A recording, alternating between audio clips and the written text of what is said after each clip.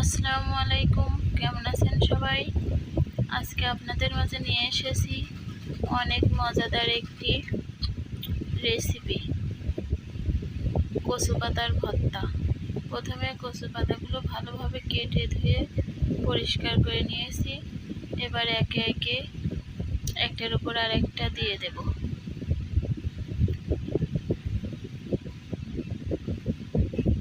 দেওয়া হয়ে গেছে। এবার দিয়ে দেবো 4টা কাঁচামরিচ আর 10-12টার মতো রসুনের কোয়াগুলো আমি ছিলে নিয়েছি।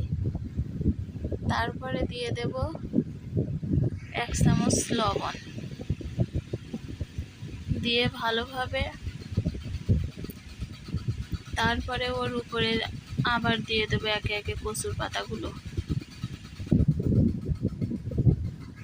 ঢেকে দেওয়ার মতো হয়ে যাবে। তারপরে ভাজ করে নেব।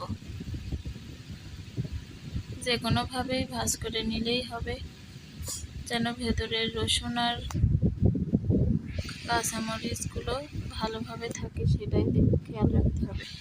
তারপরে আমি এখানে গুটি সুতো দিয়ে পেঁচিয়ে নিচ্ছি। দেখুন পেঁচানো হয়ে গিয়েছে।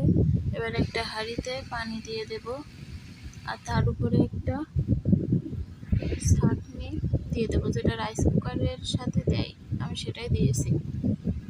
নিচের পানি থেকে বলক উঠবে আর ওপরে ভাব এসে কচুর পাতাটা সিদ্ধ হয়ে যাবে। আর ঢাকনা দিয়ে ঢেকে সিদ্ধ করে নেব। দেখুন আমি মাঝে মাঝে একটু উল্টিয়ে দিচ্ছিলাম, তাহলে দুই সাইড ভালোভাবে সিদ্ধ হয়ে যাবে। সিদ্ধ করা হয়ে গিয়েছে। এখন আমি এটা নামিয়ে নেব। এখন শিলপাটায় নামিয়ে নিয়েছি, দড়িটাও খুলে দিয়েছি। দেখুন একে একে খুলে নিচ্ছি। কচুর পাতাটাও অনেক সুন্দর সিদ্ধ হয়েছিল।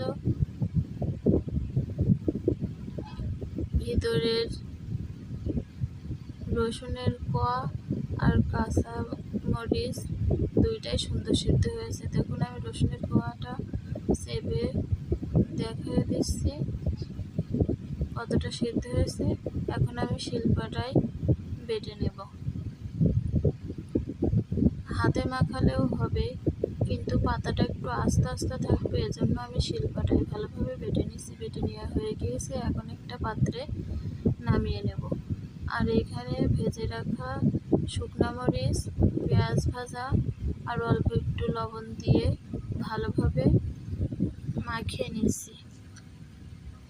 লবণ একটু অল্প দিয়েছিলাম, কারণ সিদ্ধ করে নেওয়ার সময় দিয়েছিলাম লবণ। এখন দিয়ে দিচ্ছি সরিষার তেল। সরিষার তেল দিলে একটু সুন্দর সেন্ট বের হবে, এই জন্য দিয়েছি। দেখুন মাখানো হয়ে গিয়েছে। এখন আমি আরেকটা বাটিতে সুন্দর করে নামিয়ে নিয়েছি। ভালো থাকবেন সবাই।